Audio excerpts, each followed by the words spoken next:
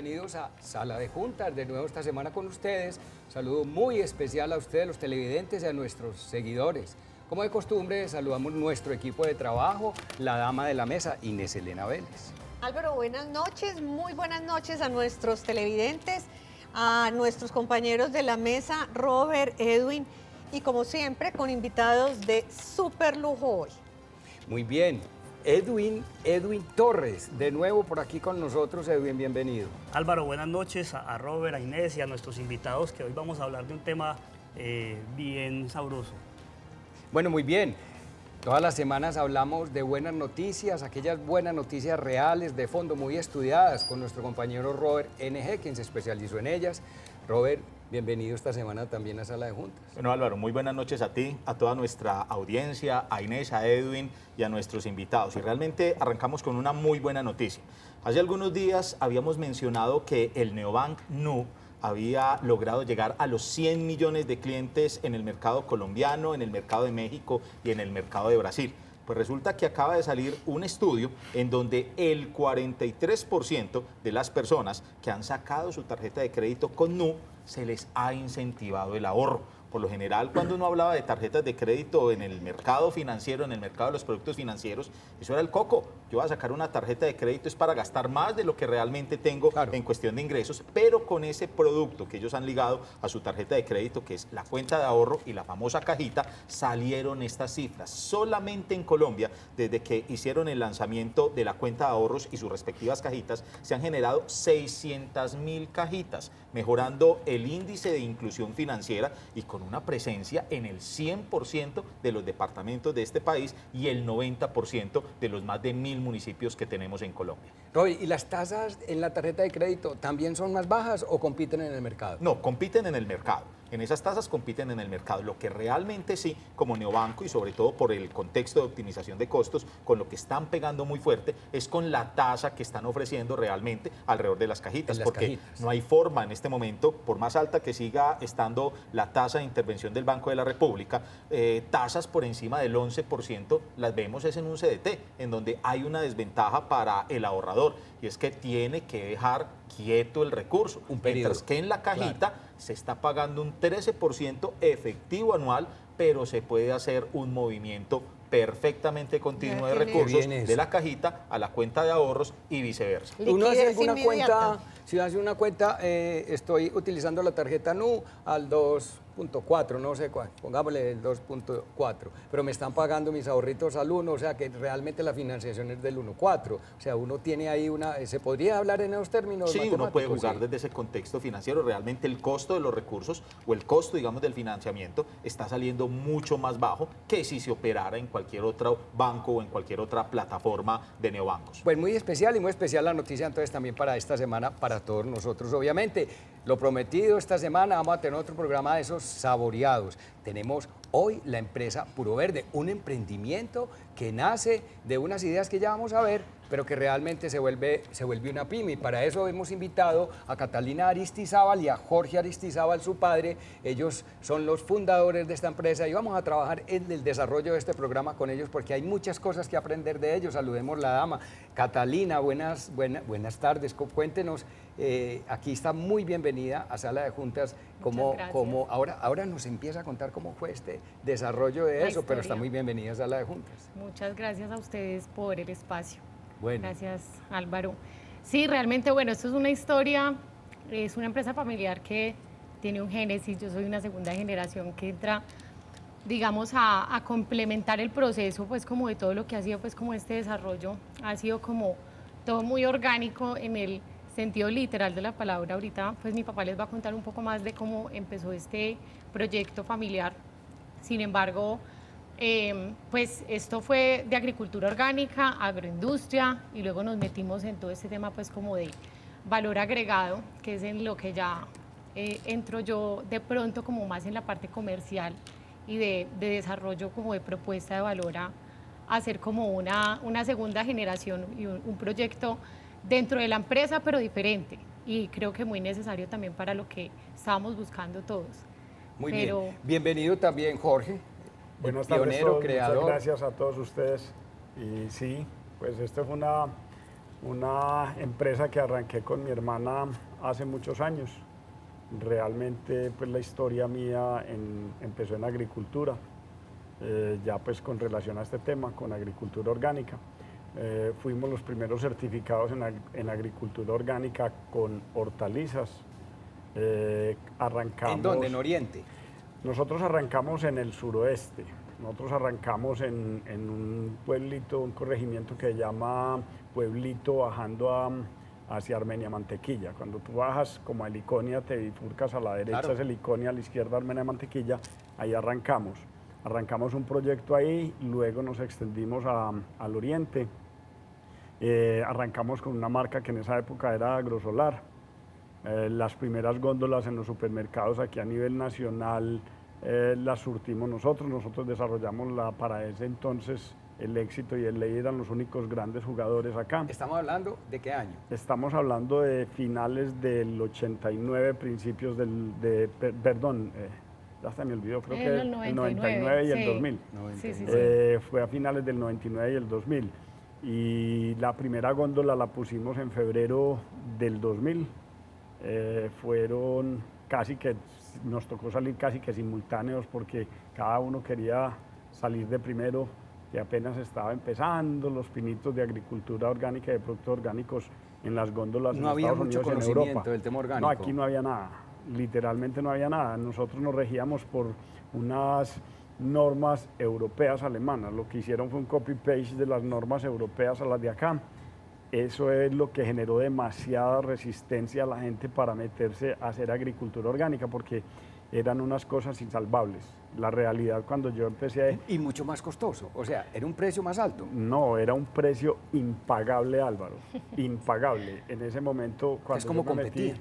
No, Por eso no. cuando arrancó ese proyecto, el primer tropiezo que fue, la empresa que certificaba en Colombia se llamaba Corporación Internacional. Había otra en Cali, pero digamos que esa apenas estaba empezando a coger como fuerza porque el primer orgánico certificado que yo recuerdo fue Ingenio Providencia, que se certificó pero su azúcar. Ellos necesitaban Sí. un negocio interesante con azúcar orgánica, la certificaron, pero en hortalizas no había ningún loco que se metiera en eso. Cuando yo fui realmente al Éxito a tocar puertas para vender, me decían, no, nosotros tenemos Claro. muchos productores. Les dije yo, sí, pues que no orgánicos.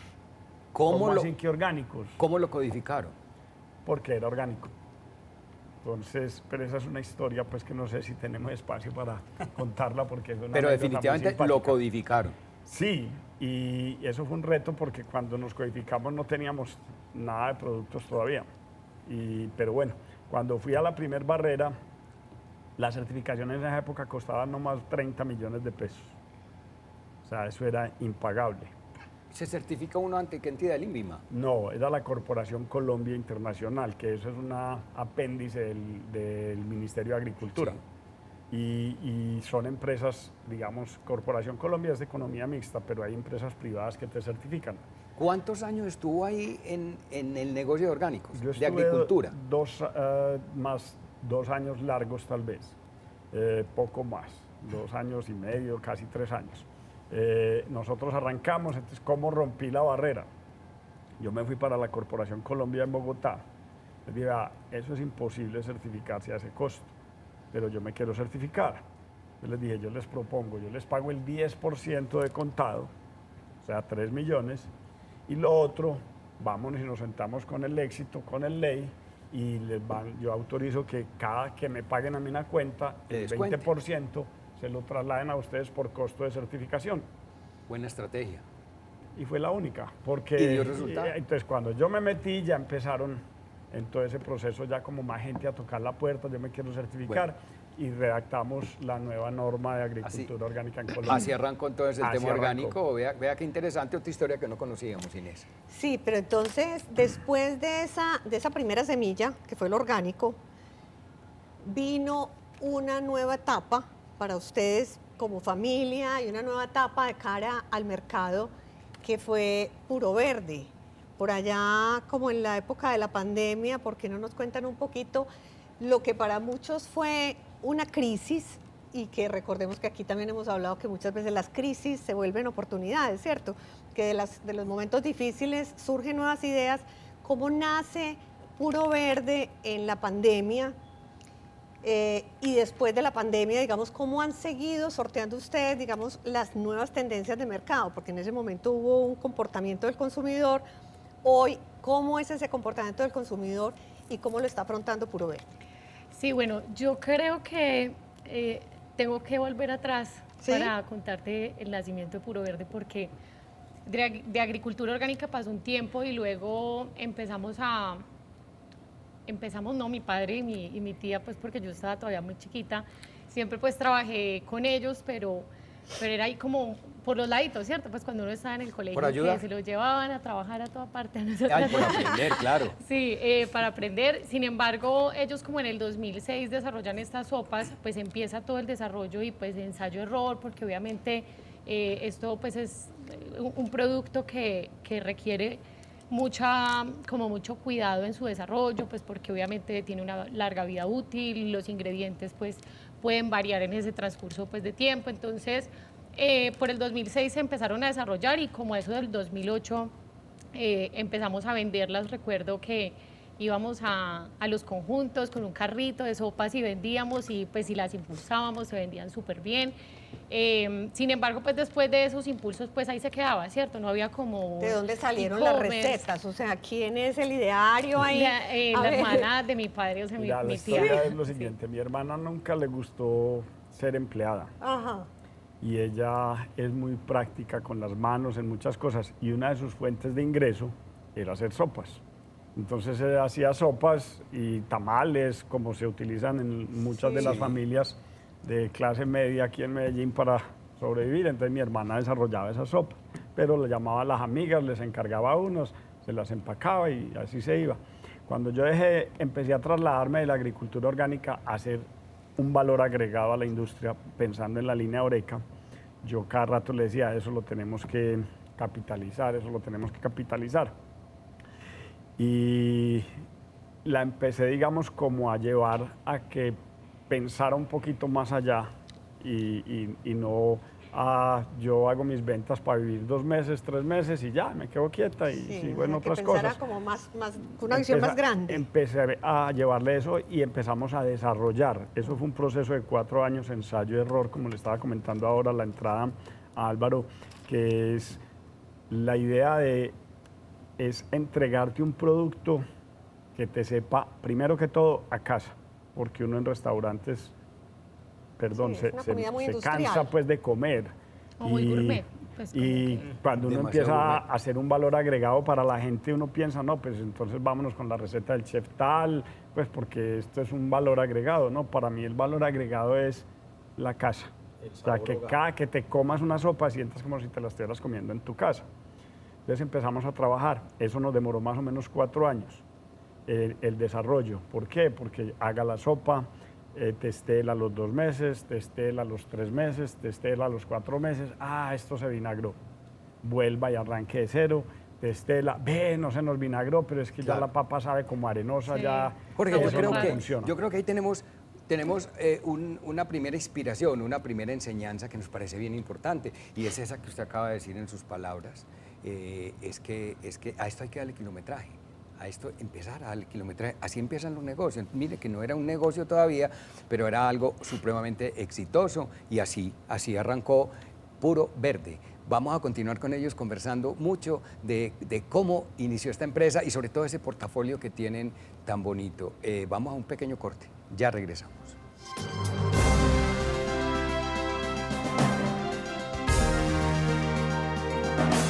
Hoy con nuestro programa Una Gran Pyme, que fue una inspiración de un emprendimiento. Pero antes vamos a nuestra sección de cada semana. ¿Cómo vamos, Edwin? ¿Cómo va este país? Álvaro, ¿cómo vamos? En el cómo vamos de hoy, pues tenemos un tema que es de gran importancia para los hogares y especialmente para las empresas.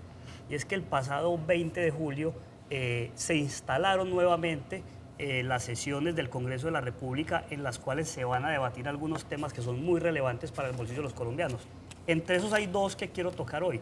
La reforma laboral, que vuelve a tener vida en el Congreso y en sus discusiones. En esa reforma se sigue tocando el tema del contrato a término indefinido como el priorizado sobre cualquier tipo de contratación laboral. Preocupante un poco por la flexibilidad que sabemos que existe en el mercado laboral colombiano y la informalidad, el tema en el que insiste el presidente de llevar inmediatamente la jornada laboral a 40 horas, hoy lo estamos haciendo de manera gradual, es un poco para que los Como en empresarios 47. se preparen, sí, vamos hora por hora. Los temas de indemnizaciones que se vuelven un poco más costosos para los empresarios, los temas sindicales que muestran más o menos cuál es la filosofía que hay detrás de esta reforma laboral, entre otros pues que sobre todo muchos beneficios sindicales que implicarían más costos para los trabajadores. Pero hay otro tema que se ha venido desarrollando en el marco como de estas sesiones del Congreso y tiene que ver con una posible reforma tributaria que la han llamado ley de financiamiento. Por allá el ministro ha dicho que es una reforma tributaria para la reactivación económica. Todos sabemos que desde que digan reforma tributaria eso ya no tiene nada que ver con reactivación económica. El gobierno sabemos que tiene un hueco fiscal bastante grande. Con esta nueva ley espera recaudar alrededor de 24 billones adicionales y hay todavía un poco de incertidumbre alrededor de cuáles van a ser los temas que se van a tocar en esta ley de financiamiento. Por ahora lo que más o menos se sabe es que va a estar enfocada en eliminar beneficios tributarios, especialmente en temas de impuesto de renta e impuesto de IVA, valor agregado, y eso pues sin duda implicaría pues que por lo menos rápidamente desde la perspectiva del IVA eso puede generar también efectos indirectos en los precios y en los costos de los insumos para muchas empresas. Pues esperemos que estas reformas o propuestas se den en la luz como de la discusión sana en términos de los aspectos técnicos, que no nos enfrasquemos como en el pasado, más en los temas políticos que en lo que necesita realmente el país. O sea, que no pinta bien Claro. lo que viene en términos de incertidumbre para el país. Pero me quedo muy preocupado porque aunque si para reactivar economía necesitamos mucha reforma, necesitamos hacer muchas cosas. Oiga, lo más importante es que, ¿por qué no pensamos primero en lo que está pasando? Este gobierno tiene un escándalo diario, un escándalo de corrupción diario. ¿Por qué no le trabajamos a eso, a ver cuánto hay ahí? Para ver si la reforma es de 20 billones, de 30, de 15 o de 5. Y se me queda un tema importante. Otro asunto que quiere tocar esta ley de financiamiento tiene que ver con las vigencias futuras. ¿Qué son las vigencias futuras? Más o menos, para explicarlo rápidamente, son los compromisos que tiene hoy el gobierno nacional para el desarrollo de obras que ya están diseñadas y que ya están andando.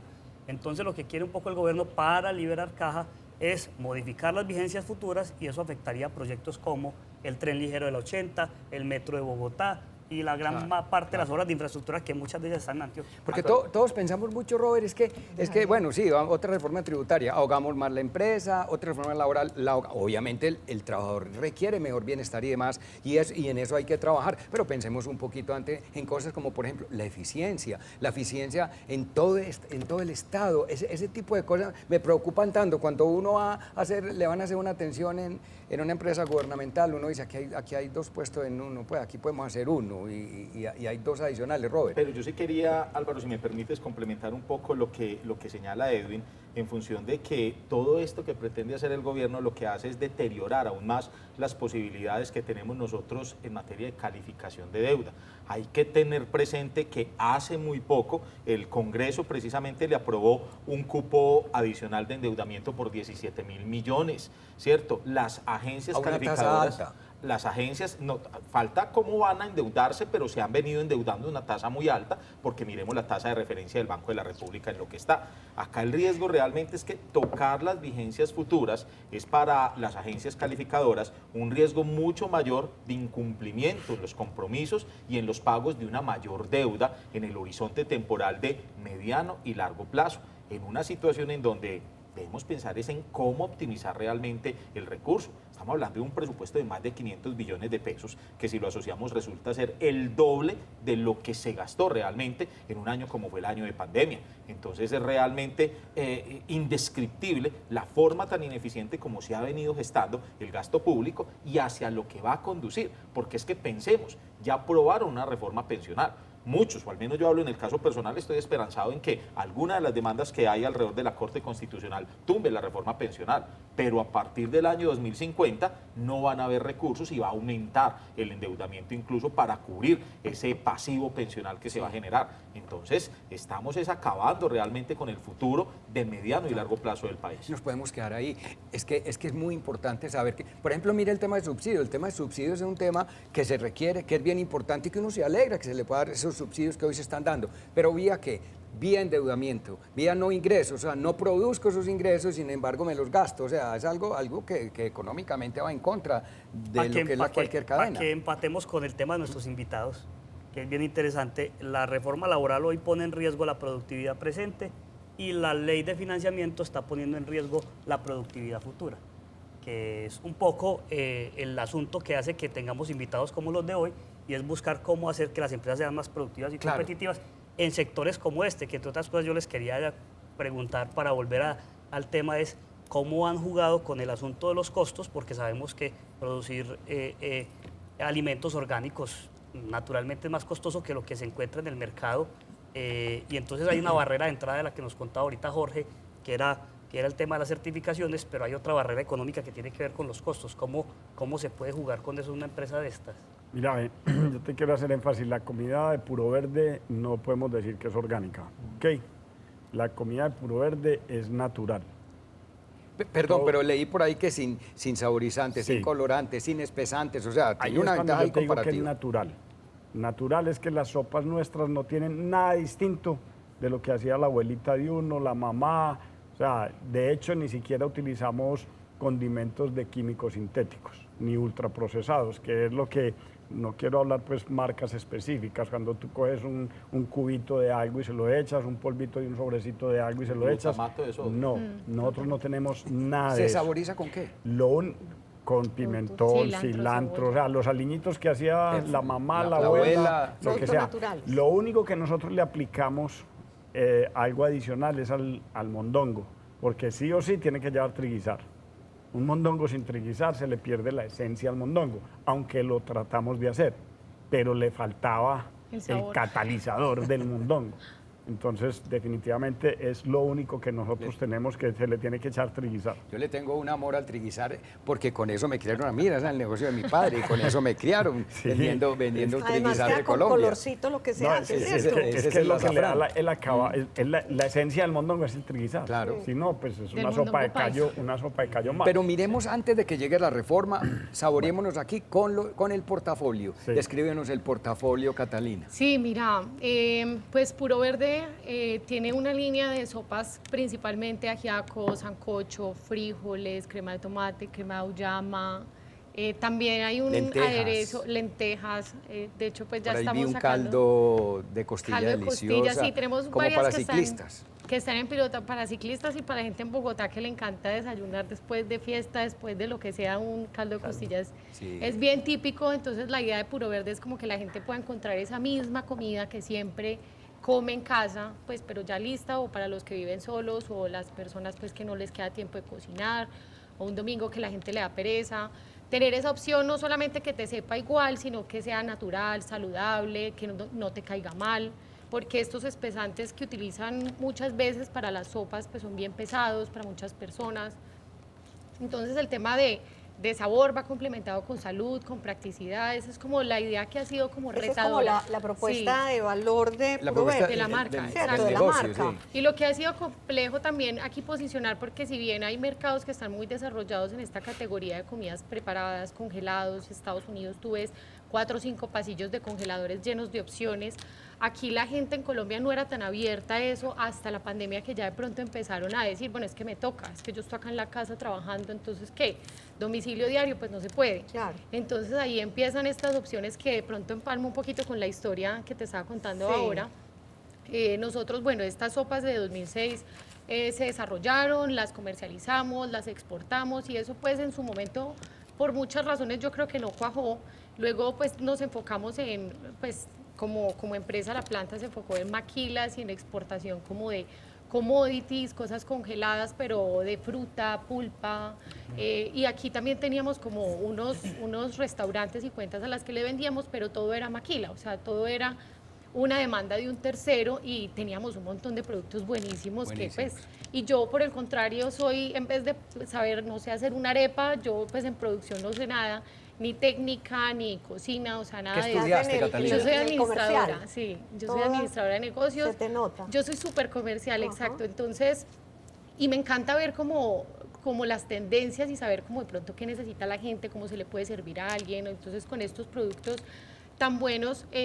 Yo finales de 2019 ya hice yo hice mi práctica en Coltabaco, me encantó la experiencia, trabajé unos años, maduré, crecí, ya pues de pronto sí tenía como un plante para salir a hacer como un proyecto distinto con la empresa, que estaba enfocada, como les digo, en exportaciones, maquila, ya para empezarle a dar vida a estos desarrollos tan bacanos que habían hecho mi papá y mi tía y que yo sabía que pues tenían todo el potencial del mundo, era como empezar a sacarlos y hablarle a la gente que esto existe. Catalina, Sí. perdóname, frente a ese foco en el que estaban centrados, que era mucho sopas, ¿qué piensa la empresa?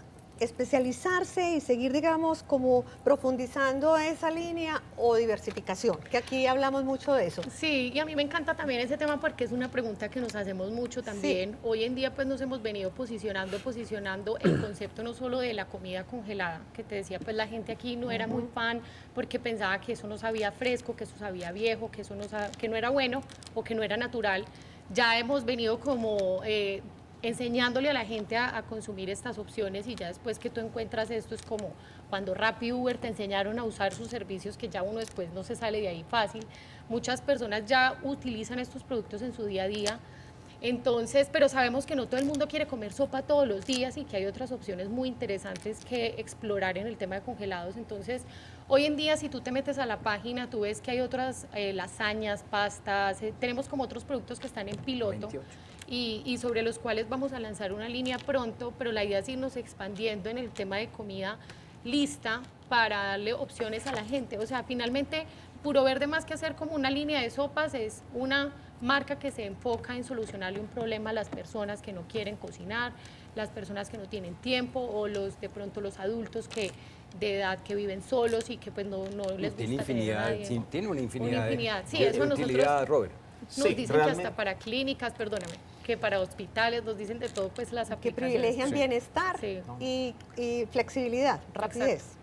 Bueno, y es que además que cuando hablamos de desarrollo es muy importante, pues la palabra desarrollo está ahí sobre la mesa, pero entonces uno la pasa por alto y dice, bueno, desarrollaron, hicieron una investigación y desarrollo, pero como tal.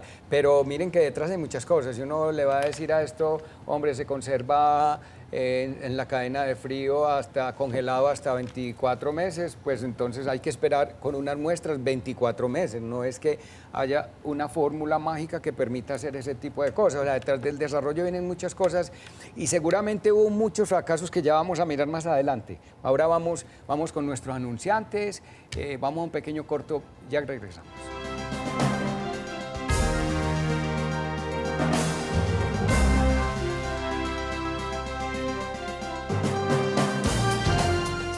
Nuestro segmento importante, volvemos a hablar de empleo. Vamos a ver qué noticias nos trae Inés Elena Vélez, la experta nuestra en la mesa en empleo. Bueno, Álvaro, en línea con lo que mencionaba Edwin ahora, el pasado 15 de julio la jornada laboral de los trabajadores en Colombia tuvo un ajuste, pasó de 47 horas semanales a 46 para dar cumplimiento precisamente a lo establecido en la Ley 2101 del 2021. Esta normativa busca reducir gradualmente las horas de los empleados hasta llegar a 42 horas, pero sin embargo, pues nuestro presidente hoy está hablando incluso de reducir la jornada a 40 horas. Aquí es importante también para los empleadores que sepan que esas 5 o 6 horas de menos se puede distribuir, las horas de menos de hoy de 46 a 42 se podrán distribuir durante los días de la semana en un proceso de acuerdo entre empleador y empleado. Y si bien esto parece loable, pues porque están buscando mejorar, digamos, la calidad de vida de los trabajadores actuales, pues ya lo mencionamos en la mesa, hay una gran preocupación, no solamente de las empresas, sino también de los gremios, porque esto se constituye en un mayor costo para los empresarios. Esto, si bien en otros países se han hecho reducciones importantes de la jornada de trabajo, siempre está aparejado con procesos de modernización, de penetración de la tecnología, de procesos de modernización y de agilismo en las compañías, de incorporación de nuevos equipos y de nuevas competencias en los empleados. Entonces, aquí el gran reto que tenemos como sociedad es hacer una cosa que tenga, digamos, una integralidad, o sea, no solamente pensar en el empleado formal, sino también en que hay que crear mecanismos que busquen y que promuevan y que le pongan metas flexibles a los empresarios para que vayan acompasando todos los procesos con una mayor productividad, pero también que haya incentivos para mejorar la formalidad en el trabajo. Recordemos que hay mucha informalidad y que esto está implicando que haya muchas personas que no tienen hoy el pago completo de sus prestaciones sociales y que no van a tener la posibilidad de jubilarse. ¿Y cómo está Colombia en esto con respecto a la OCDE? Recordemos que la Organización para la Cooperación y el Desarrollo Económico está hablando más o menos de un promedio entre 40 y 48 horas. En cuanto a las horas trabajadas en Colombia, nuestro país ha sido reconocido como uno de los países con mayor número de horas de trabajo, con un promedio de 44 horas, por encima de otros países de América Latina, como México, que tiene 43.7, Honduras 43.6 y El Salvador 43.2.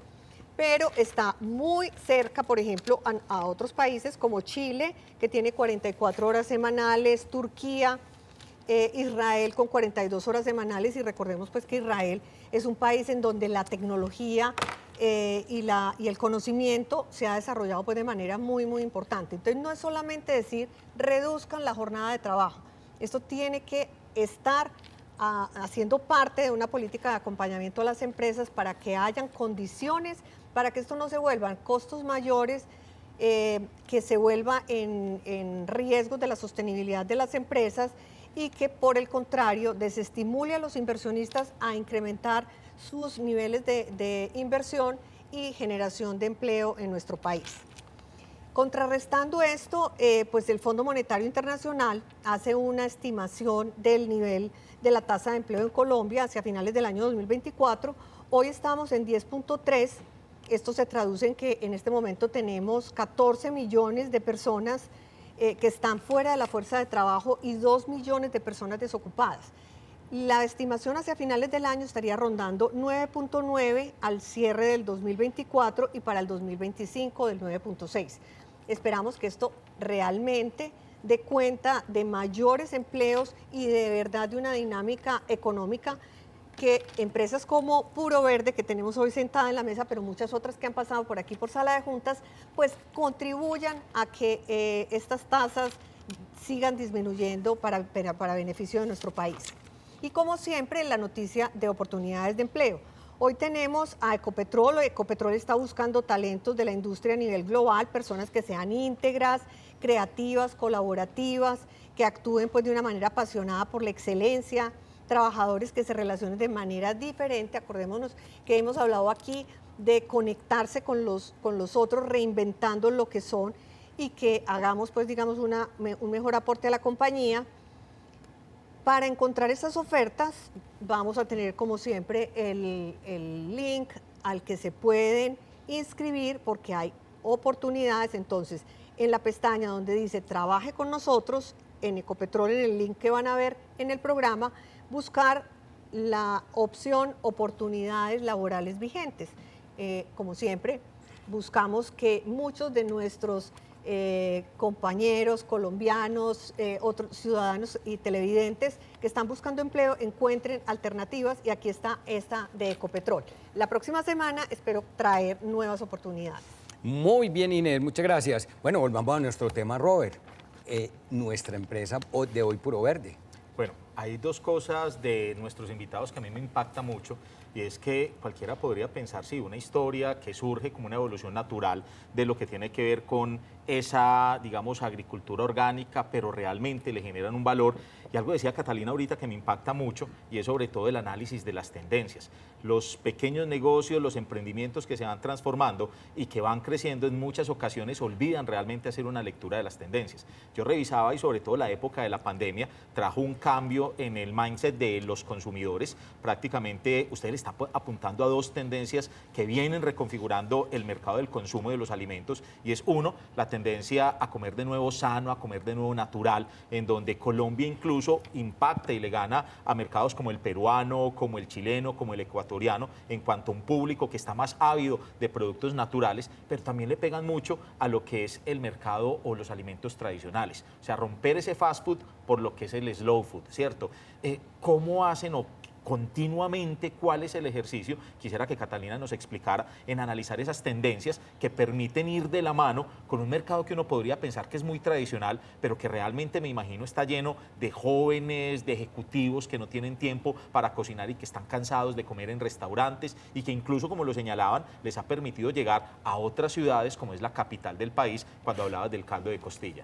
Sí, bueno, gracias por tu pregunta, Robert, porque, y por ponernos ese tema sobre la mesa. Mira, realmente esto incluso lo lanzamos antes de pandemia, pues cuando yo creé la empresa, pues ya digo la segunda en la que estamos desarrollando la marca, desarrollamos como una línea de productos de todos los que teníamos. De hecho, las sopas las retomamos fue ya como cuando estaba la pandemia encima, porque las personas, incluso después de pandemia, ya muchos se quedaron trabajando en casa, pues ya pues las personas, ya no hay casi nadie que se quede en casa cocinando o que le guste pues un domingo ponerse a hacer almuerzo, por más que a mucha gente le guste cocinar.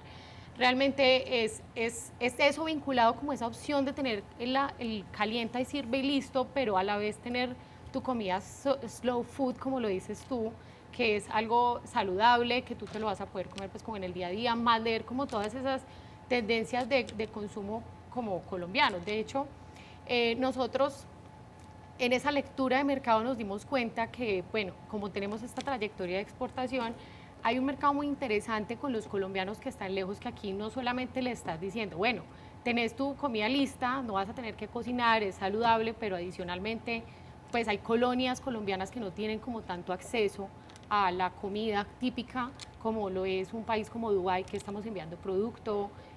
Australia también tiene una colonia importante como de colombianos a la que le estamos llegando con su producto nostálgico. Claro. Y hay Adicionalmente, cadena de frío para llegar a otros países. Nos toca mandar eso. El reto aquí grande como negocio es la cadena de frío, porque siento que ese es como el talón de Aquiles o lo difícil de este tipo de negocios. Pues yo siento, todos los negocios tienen algo como muy retador. Aquí el reto grande es mantener, no solamente mantener esa cadena de frío, sino mantener los costos competitivos con esa cadena de frío, porque al principio... La más costosa.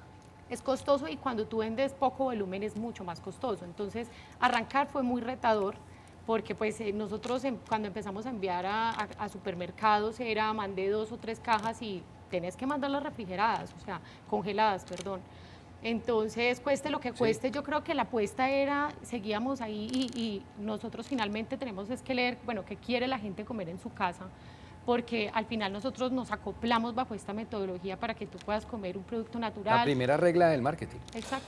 Jorge, una Entonces, pregunta. En estamos. esta intención de Puro Verde, de llevar a los hogares esas sopas tradicionales colombianas de distintas regiones, ¿cómo es el tema de los insumos? Estos insumos que se usan para las sopas son, me imagino, fundamentalmente colombianos, que también de algunas regiones que uno trate de mantener como esos sabores, ¿no? No sé si las papas en Boyacá o algo así para las sopas que se venden en Bogotá, que son tan paperos, o cómo han trabajado con los insumos. Mira, nosotros, pues, yo tengo nexos con algunos agricultores y con muchos mayoristas, gente que se dedica a recoger los productos en algunas zonas, porque, digamos, los volúmenes nuestros todavía no nos dan como para dedicarnos a desarrollar un foco de agricultores específicos. Pero sí, mira, los productos, primero que todos son frescos. Segundo, cuando el tema de las papas, un ajiaco es el más complejo porque requiere 3 variedades de papas. Una que es de una dureza de cocción, otra que es una que se cocina demasiado suave, que es la que llaman la papa pastusa, y otra que es la papa criolla. O sea, el ajiaco requiere las 3 papas. Sí, a veces es complejo conseguir la papa de la con la calidad pastusa específica o superior, pero igual lo necesitas, porque si bien la gente cree que es muy difícil de catar cada una de las papas, el ajiaco tiene una textura específica que te lo va dando a medida que te lo vas consumiendo, porque los almidones que sueltan son diferentes. Pero en la gran mayoría hacemos el mayor esfuerzo por trabajar con productos de la región. O sea, casi todos nuestros productos son del Oriente, de San Cristóbal. O sea, sí hacemos mucho esfuerzo por trabajar con productos de la región.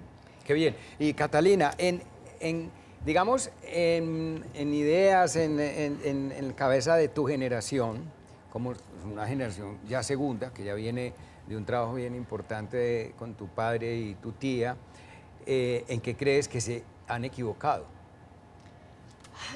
Yo creo que, mira, uno se equivoca todos los días, Álvaro, y yo creo que aquí, más que nosotros querer del día de la noche a la mañana vender 1 millón de sopas, queremos ir aprendiendo sobre los errores, precisamente, y sobre la retroalimentación que nos han dado las personas. Entonces, este ha sido como el proceso de crecer lento, orgánico, y pues no hemos parado de crecer afortunadamente, porque después de la pandemia, bueno, muchas de estas empresas entraron en auge, pero nosotros, más que querer ser un emprendimiento de pandemia, porque como les estaba contando ahorita, esto salió antes de la pandemia, pues lo empezamos a desarrollar antes de... pero más que quedarnos ahí en esa tendencia es, bueno, aquí la gente igual va a seguir teniendo la necesidad de solucionar su almuerzo en la casa, ¿cómo le vamos a la gente a enseñar a que esto es una buena opción? Y no, pues hay productos que no hemos hecho como del sabor que es, nos hemos ido corrigiendo, y yo creo que esa ha sido como también parte del éxito. Hemos tenido varios canales, el canal online nos ha permitido tener retroalimentación y contacto directo con el consumidor, que muchas empresas de consumo masivo no tienen el acceso a esto. Este canal nos lo regaló la pandemia, precisamente porque nos tocó empezar por ahí sí o sí, así no quisiéramos, porque nadie quiere empezar por ahí. Nos dejó demasiadas enseñanzas. Muchas empresas que están sentadas, que se han sentado aquí en la mesa, han hablado de lo mismo. Vamos para el último cortecito, porque ya venimos con las conclusiones finales del programa. Una pausa, ya volvemos.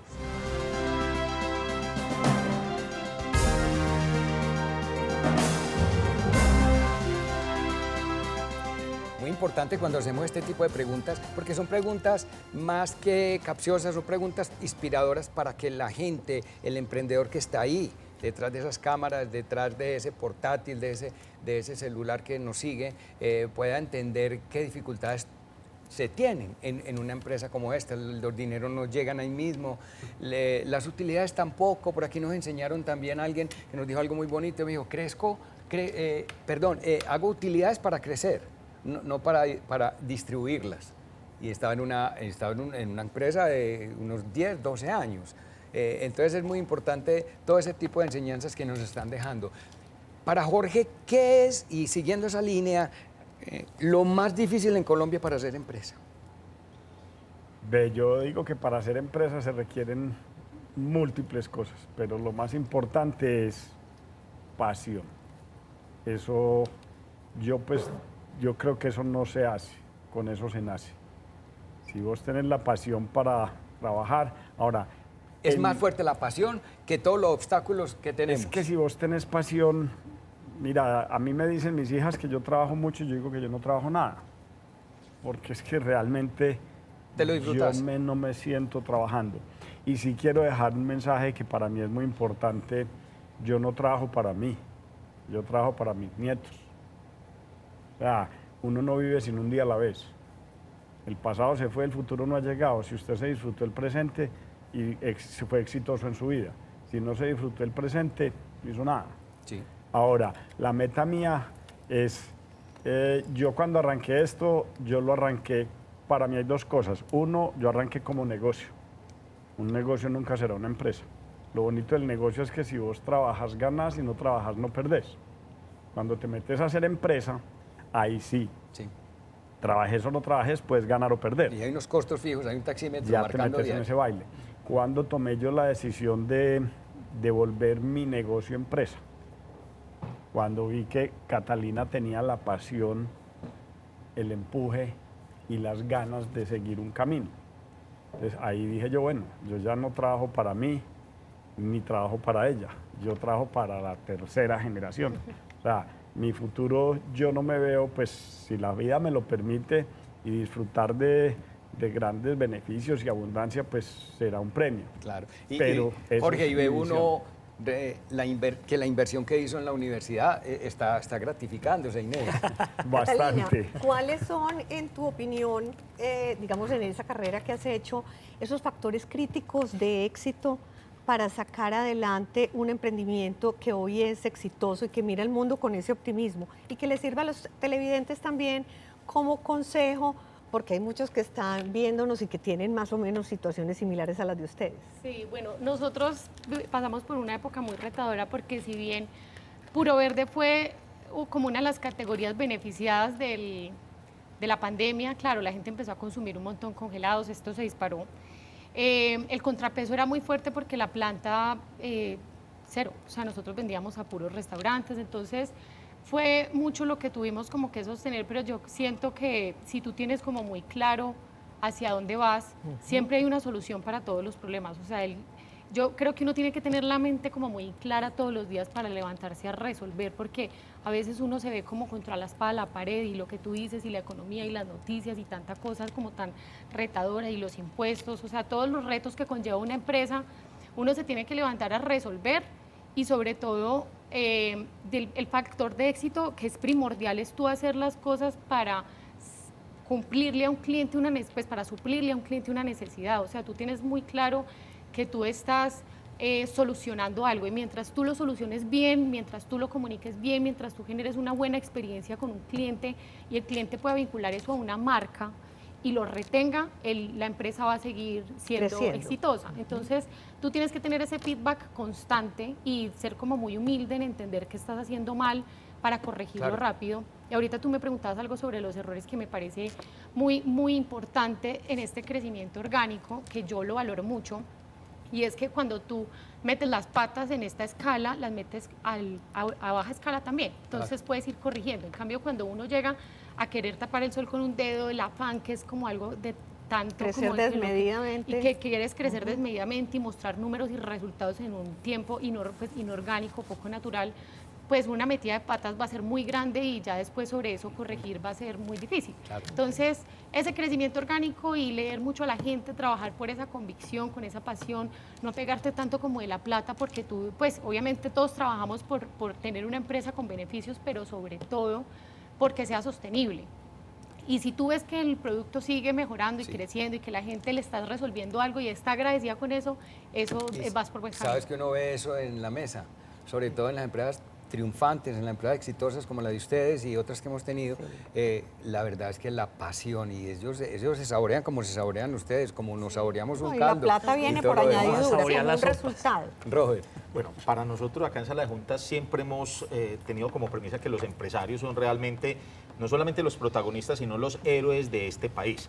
Por debajo o por detrás de cámaras estábamos tocando una cosa que don Jorge señalaba y yo quiero que aprovechemos estos últimos minutos del programa y es que don Jorge nos cuente esas dificultades que el entorno, que el contexto legal del país le está trayendo a los empresarios, porque es que nos han vendido una narrativa que es que los empresarios la tienen muy fácil y que hay que apretar a los empresarios a más no dar, porque es que hay que cerrar un montón de brechas, pero lo que estamos es realmente ahogando a la fuerza que mueve la economía. Entonces don Jorge ahorita nos señalaba en función a lo que Edwin e Inés expresaban en términos de jornada laboral, que eso genera afectaciones en la empresa. Yo también tengo presente que la inflación, sobre todo en alimentos, la papa, la cebolla, en algunos momentos ha superado, pero casi el doble o el triple de la inflación. Entonces, de una forma muy corta, ¿cuáles han sido esas afectaciones que el entorno y el contexto político y legal del país ha traído a los empresarios para que luchemos en contra de esa narrativa? Es que los empresarios la tenemos muy fácil. Mira, te cuento, yo resumo eso muy simple. Nosotros estamos en ambos mercados, el consumo interno y el consumo externo, y estamos en el peor de los mundos en ambos, porque hay demasiada incertidumbre sobre la tasa de cambio. O sea, tenemos una volatilidad que puede oscilar entre 200 y 600 pesos, no sabes Hace con qué rato dólar. no existía De hecho, eso. nosotros paramos las exportaciones, hacemos unas exportaciones muy limitadas porque vos cerras un negocio con una tasa y no sabes a qué retorno te va a hacer. O sea, nuestro presidente sale y dice unas cosas y Sí, inmediatamente la tasa rebota. se Ahí mismo. dispara Sí, porque la gente del exterior tiene miedo de sus platas, entonces la Claro. tasa sube 300, 400 pesos. Luego sale el Senado o la Corte Constitucional, tumba eso, entonces baja 300. Sí. Eso es una Entonces, locura, es vos un no yoyo. puedes proyectar absolutamente nada. Sí. Y a diferencia, el mercado externo yo creo que está muy tranquilo. Entonces la tasa, yo creo que personalmente creo que se va a mantener baja. Pero el mercado interno, que somos los que vivimos los problemas todos los días, está muy tranquilo y tiene todos los productos por las nubes. sí. Nosotros trabajamos nuestra línea de costos hace un tiempo cuando veníamos con una tasa, digamos, una economía normal, con unas fluctuaciones de mercado normales por invierno-verano y ya eso se disparó. O sea, Tú vas a hacer una sopa, si antes nos costaba 5 pesos por decir algo, ya cuesta 7. Entonces simplemente toda la rentabilidad de los productos se han caído. Lo de la jornada laboral me parece muy complejo porque Muy la delicado. gente está cambiando comodidad por pagar más caro. Claro.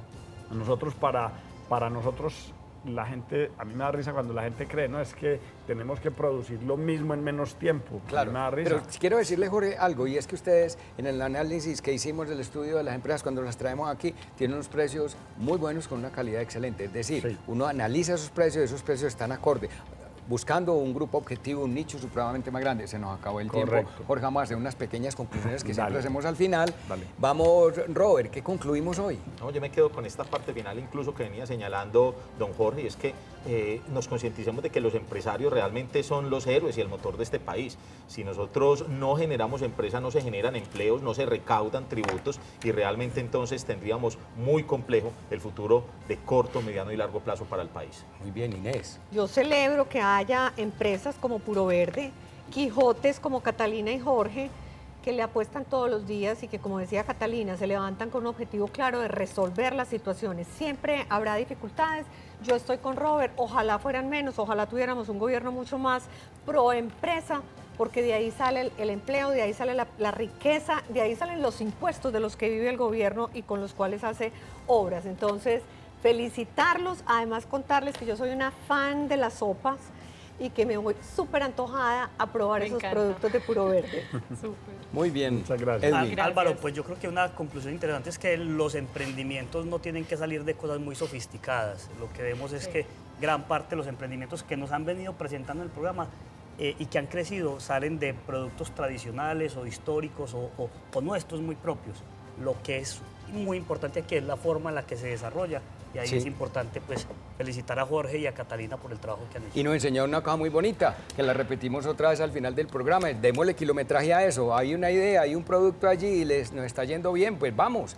Entonces démosle kilometraje a eso. Miren qué importante es lo que aprendimos en el día de hoy. A Catalina, a Jorge, les damos los agradecimientos por estar aquí con nosotros esta vez. Otra empresa bien inspiradora que empezó con un emprendimiento y hoy orgullosamente una pyme colombiana. Miren lo que están vendiendo y en los países donde están trabajando. Hay otras preguntas adicionales que hacer. No nos podemos ir sin despedirnos diciéndoles que, ojo con el tema de la reforma laboral, perdón, de la reforma tributaria. Esa no es la única solución. Tenemos que ver primero las eficiencias. Ojalá pudiéramos hacerle al Estado una reingeniería a todas esas empresas estatales para ser más eficientes, pero no para sacar la gente ni para que pierdan el empleo, para que trabajen en otras empresas donde también puedan ser eficientes. Hay que estudiar el tema del derroche en este país y hay que estudiar el tema de la corrupción. Y después hablamos de la reforma tributaria, cuánto quedó faltando para eso y vemos a ver cómo es que se pone, pero no ahoguemos las empresas, no ahoguemos el empleo, no ahoguemos la economía. Me parece que vamos en un camino muy distinto, pero tenemos que reaccionar, todos tenemos que reaccionar, tenemos que escribir, tenemos que hablar, tenemos que hacer muchísimas cosas, pero no podemos dejarnos imponer un montón de cosas que no son lógicas dentro de un clima de pura corrupción y escándalos completamente diarios. Les agradecemos mucho a ustedes el espacio, el seguirnos. Estaremos la semana entrante con otro gran tema en Sala de Juntas.